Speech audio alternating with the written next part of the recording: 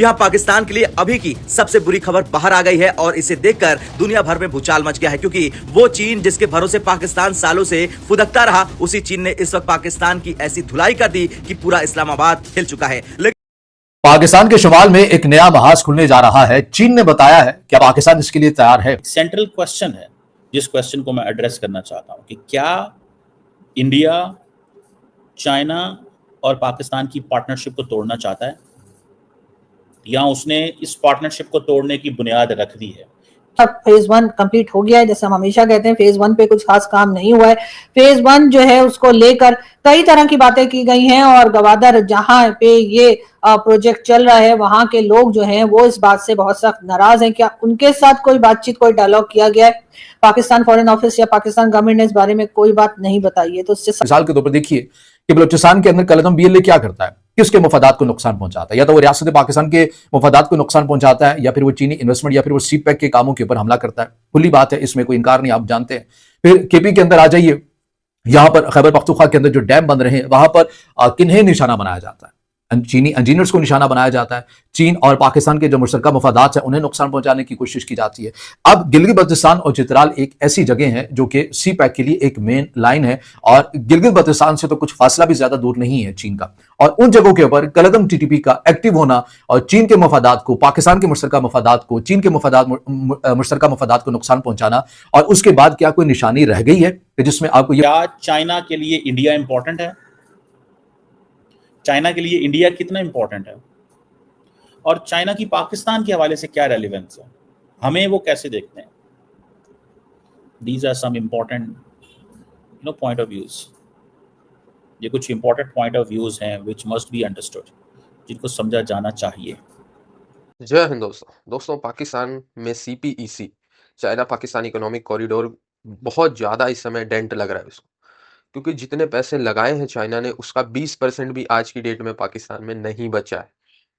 उसके पीछे का रीज़न ये है दोस्तों कि जो पैसे लगते हैं, जो चीज़ें बनती हैं, इंफ्रास्ट्रक्चर बनता है, रोल रेड नेटवर्क, जो भी नेटवर्क बनता है वहाँ पे इंफ्रास्ट्रक्चर का या शिपिंग का, ग्वादर में जैसे हमने देखा, वो सारा जो है जो BLA है या वहाँ के बलूचिस्तान के लोग जिनके अंदर असंतोष है, जिनको ये लगता है कि चाइना और पाकिस्तान मिलके उनके रिसोर्सेज का मिसयूज़ कर रहे हैं या उनको अधिकार नहीं दे रहे, तो वो जो है उसको ख़त्म कर देते हैं। और ऐसे में डूबता पैसा किसका है? सारा का सारा पैसा चाइना का डूबता है। तो ये सारी चीज़ें देख के चाइना हतोत्साहित हो रहा है, और पिछले लगभग 4 सालों में 75% से ज़्यादा CPEC पे काम करने वाली कंपनियों ने अपना हाथ पीछे कर लिया। इन्वेस्टमेंट करने वाली जो कंपनीज है वो भी जो है पाकिस्तान से भाग रही है, और इसके पीछे पाकिस्तान मेन रीजन पहले तो भारत को बताता था, पर अब वो कह रहे हैं कि भाई अफगानिस्तान जो है वो TTP को जो है फंड करके इसको निशाना बनवा रहा है। कोई तुक नहीं है, कोई ताल नहीं है। अपनी गलती पाकिस्तानी कभी मानते नहीं है कि हाँ भाई हमने लोगों को जो है निराश किया, लोगों को हमने सही राइट्स नहीं दिए, अब हम उनको अधिकार देंगे, अब हम उनके साथ बातचीत करेंगे और बातचीत से मामले को सॉल्व करेंगे। नहीं, पाकिस्तानी जो है अधिकार देने को तैयार नहीं है, और जब लोग विद्रोह करेंगे तो भारत और अफगानिस्तान का नाम, तो भाई ऐसे तो काम नहीं चलेगा। और चाइना भी थक गया, कितना चाइना इन्वेस्टमेंट करे भाई, चाइना की दाद देनी पड़ेगी।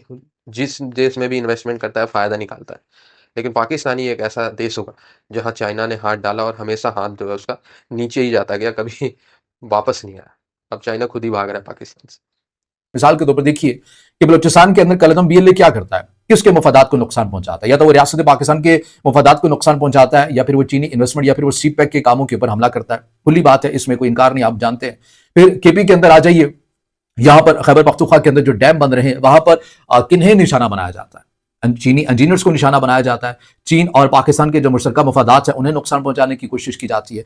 अब गिलगित बल्तिस्तान और चित्राल एक ऐसी जगह है जो कि CPEC के लिए एक मेन लाइन है, और गिलगित बल्तिस्तान से तो कुछ फासला भी ज्यादा दूर नहीं है चीन का। और उन जगहों के ऊपर कलअदम TTP का एक्टिव होना और चीन के मुफादात को, पाकिस्तान के मुश्तरका मुफादात को, चीन के मुश्तरका मुफादात को नुकसान पहुंचाना, और उसके बाद क्या कोई निशानी रह गई है जिसमें आपको ये बताया जाए कि कौन रिमोट को कंट्रोल कर रहा है और कौन उसका मोहरा है। अब तो मुझे बताने की जरूरत नहीं है ना कि ये किसके आलाकार है, आप यकीनन समझ गए होंगे कि आप एक तरफ ये कह रहे हैं कि रियासत पाकिस्तान के ऊपर ये इल्जाम लगता है कि वो अमेरिका की हिदायत के ऊपर चलते हुए आपको नजर आते हैं, लेकिन दूसरी साइड के ऊपर आपका सिर्फ और सिर्फ निशाना है CPEC, सिर्फ और सिर्फ निशाना है चीनी इंजीनियर्स, सिर्फ और सिर्फ निशाना है रियासत पाकिस्तान के अपने मुफादात। तो वहां पर किसी और ताकत के ऊपर, जैसा कि आप कहते हैं कि हम इसलिए फौज के खिलाफ लड़े हैं कि ये अमेरिकी मुफादात के ऊपर चलते हैं, तो आप तो चीन के मुफादात को नुकसान पहुंचाते हैं। अगर आप अमेरिका मुखालिफ है तो फिर तो आपको चीन के मुफादात को अप्रिशिएट करना चाहिए ना। फिर आप उन्हीं जगहों के ऊपर, खित्ते के उसी मकामात के ऊपर क्यों एक्टिव हैं जहां पर पाकिस्तान और चीन के मुश्तरका मुफादात हैं?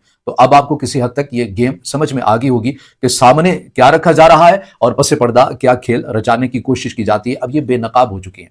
रशिया के थिंक टैंक की एक रिपोर्ट अपने जहन में रखिएगा, जिसको मैं बार बार तकरार करता हूं कि रशिया के थिंक टैंक की तरफ से क्या कहा गया था अपनी ही स्टेट को कि आप जितने भी अफगान तालिबान के साथ मुखलिस हो जाएं, इनकी वफाएं हमेशा अमेरिका ही के साथ रहेंगी।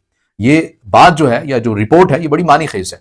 फिर इसके बाद एक और भी मकसद है। वो क्या मकसद है? वो ये है कि शुमाली महाज हम इसलिए खोलेंगे कि बलूचिस्तान और केपी के अंदर हम एक चीज रजिस्टर करवा चुके कि सीपैक की जो रफ्तार है वो तो हो गई कम।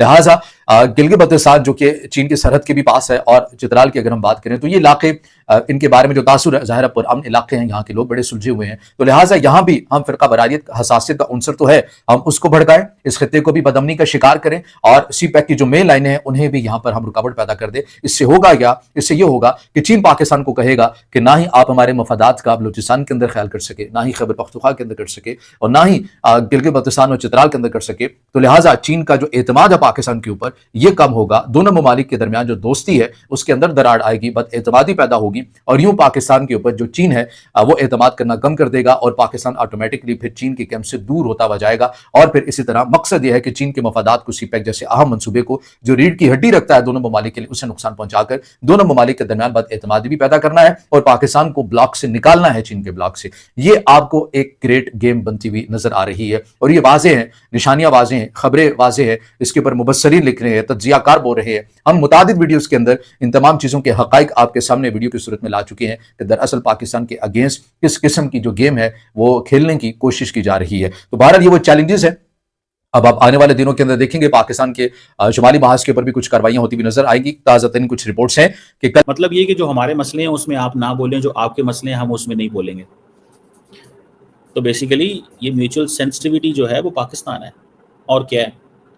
या म्यूचुअल सेंसिटिविटी जो है वो क्या है? जस्ट एक वो जिसे कहते हैं ना, एक मैं इस पॉइंट को ही अंडरस्टैंड कर लूं, क्या है म्यूचुअल सेंसिटिविटी? क्या है ऐसा? मुझे ज़ाती तौर पे ये लगता है कि जो इंडियंस हैं वो इस चीज़ को बहुत अच्छे से स्टडी कर चुके हैं कि हमें हर कीमत के अंदर इंडिया और पाकिस्तान की, चाइना और पाकिस्तान की पार्टनरशिप को तोड़ना है। और उन्होंने पाकिस्तान और चाइना के रिलेशंस में कुछ इरिटेंट्स को हाईलाइट किया हुआ है जिसके ऊपर वो काम करेंगे। लेकिन first Indians want to build the trust, पहले ट्रस्ट बिल्ड करेंगे। एक बात मैं बताऊं, the more Indians are interested to build that trust, the more in fact Chinese are also interested to build the trust, और वो भी चाहते हैं, और दोनों पार्टीज ये चाहती हैं।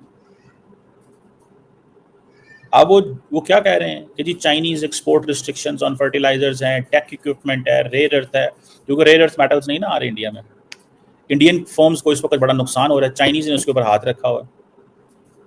चाइनीज ने एक्सपोर्ट रिस्ट्रिक्शन लगा because India is an American partner. तो जब अमेरिकन पार्टनर होगा तो फिर क्या होगा? चाइना ने बेसिकली इंडिया की जो इंडस्ट्री है उसको रोका हुआ है, अमेरिका ने भी इंडिया की इंडस्ट्री को रोक लिया। अब बेसिकली इंडियंस चाइनीज को ये कह रहे हैं कि हमारी इंडस्ट्री पहले ही अमेरिका ने रोकी है, अगर तुम भी रोक लोगे तो हम कैसे चलेंगे? तो हमें कंसेशन दो, ताकि हम आपके साथ खड़े हो सकें। ये इंडियंस अब कह रहे हैं उनको, ये इंडियंस कह रहे हैं। और जयशंकर ने कल ये बातें की हैं वहां पे, और जो डिफिकल्ट वक्त थे वो गुजर गए, डिस्प्यूट था, ठीक है जी। और उन्होंने कहा कि आप देखें इंडिया कितनी खुल के बात कर रहा है कि जो हमारे डिफरेंसेस जो हैं वो डिस्प्यूट नहीं बनने चाहिए, और वो कंपटीशन नहीं बनना चाहिए, और उसमें कॉन्फ्लिक्ट नहीं आना चाहिए। तो बेसिकली तो इंडियंस बात सीधा अमेरिका को कह रहे हैं, सॉरी हम आपके साथ इसमें किसी जगह में आपके साथ नहीं करें, we don't stand with India, we USA, this is what they are saying, we do not stand with the United States of America. अब सवाल ये पैदा होता है कि पाकिस्तान जैसा मुल्क जो है, जिसकी बेसिकली इंडिया क्या चाहेगा कि कभी भी हम इतने इकोनॉमी अपनी हमारी बेहतर करें, हम 500 अरब डॉलर जो अमेरिका के साथ लेके जाना चाहते हैं, 125 हमारी पैसे चाइना के साथ मौजूद है। $125 अरब पहले ही चाइना के साथ मौजूद है। तो वो तो कह रहे हैं कि हमें तो आगे की तरफ जाना है, तो हमें इंडिया चाइना क्यों ना $300 अरब करे या $400 अरब करे या $500 अरब करे, ये चाइना ही हमारी इकोनॉमी को ऊपर लेके जाएगा। This is what they are saying, this is what they are planning and thinking and in all this. मुझे तो ये चीज बड़ी जो है वो